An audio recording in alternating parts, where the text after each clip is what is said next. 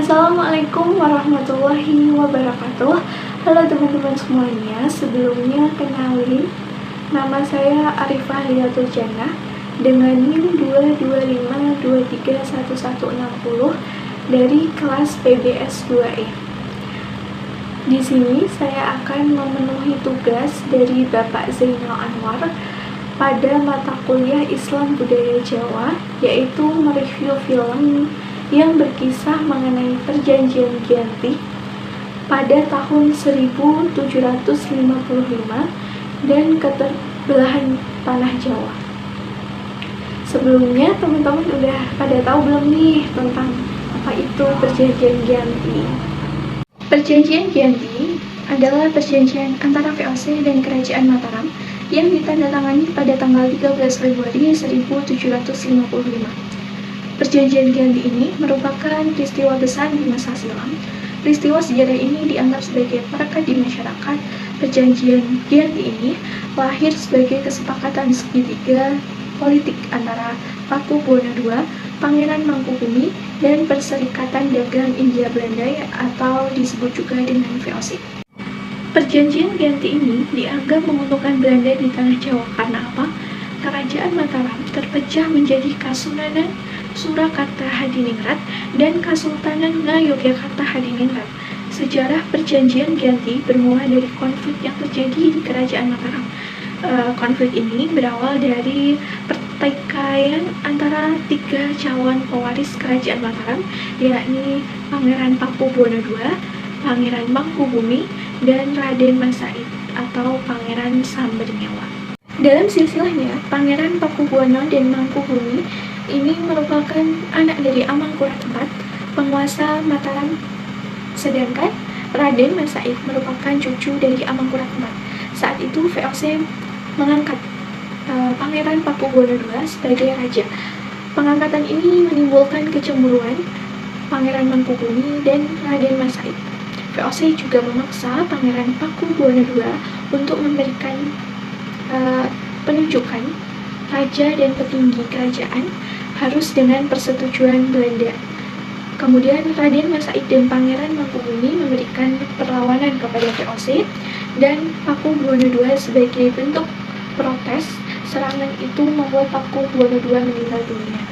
Sepeninggal Paku Buwono II, Pangeran Mangkubumi naik menjadi raja, namun VOC tidak mengakui status Pangeran Mangkubumi ini sebagai raja. Situasi semakin memanas, bahkan saat VOC mengangkat putra Paku Buwono II, Raden Mas Surjadi atau Paku Buwono III yang masih remaja sebagai Raja Mataram. Raden Mas Said dan Pangeran Mangkubumi pun kembali melancarkan serangan pada VOC dan Raden Mas Surjadi. Untuk meredam serangan itu, VOC menjalankan sebuah siasat licik dengan memecah belah Raden Mas Said dan Pangeran Mangkubumi. Kemudian VOC mengirimkan utusan khusus untuk menghasut Raden Mas Said agar berhati-hati terhadap Pangeran Mangkubumi yang bisa mengkhianatinya. Di sisi lain, VOC juga mengirim utusan untuk Pangeran Mangkubumi.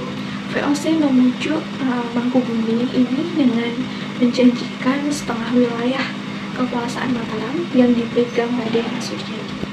VOC kemudian mengundang kedua orang tersebut untuk merundingkan pembagian kekuasaan.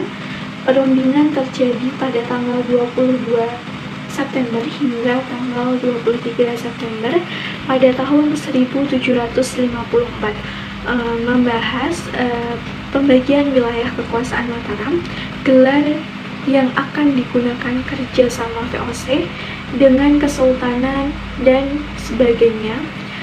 Kemudian hasil pertemuan itu dituangkan dalam Perjanjian Giyanti, ditandatangani pada tanggal 13 Februari tahun 1755 dan dilakukan oleh tiga pihak, yakni pemerintah Hindia Belanda atau VOC oleh Nicholas Hartings, Kasunanan Surakarta oleh Pangeran Paku Buwono III dan Kesultanan Ngayogyakarta oleh Pangeran Mangkubumi.